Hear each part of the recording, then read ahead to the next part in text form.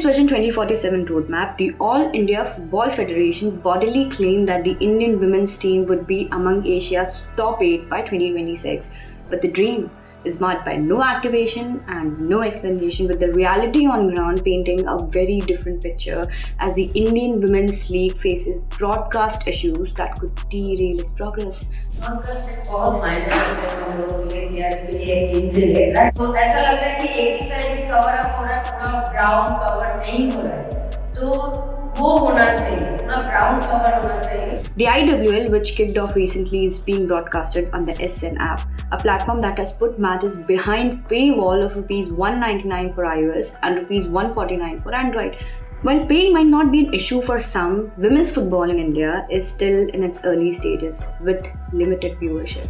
Previously, matches streamed free on YouTube, helping attract fans. Now this paywall risks alienating an already small audience. But it doesn't stop there. Fans trying to subscribe on SN have reported failed payments, unresponsive customer support, and no refunds.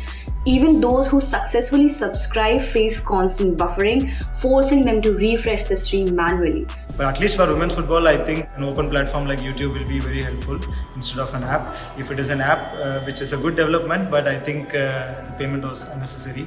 And about the problems that we are facing in terms of signing up, in terms of after getting the payment done, I was not sure.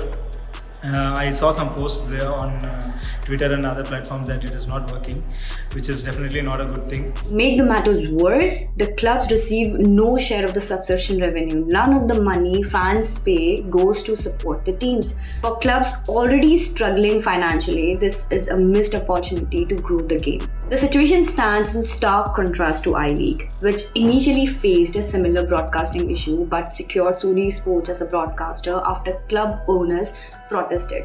However, I-League clubs had to pay for the telecast costs themselves, a luxury IWL clubs cannot afford. AIF's grand ambitions for women's football ring hollow when basic needs like accessible and reliable broadcasting are neglected. Without viewership, there is no sponsorship. Without sponsorship, clubs cannot survive.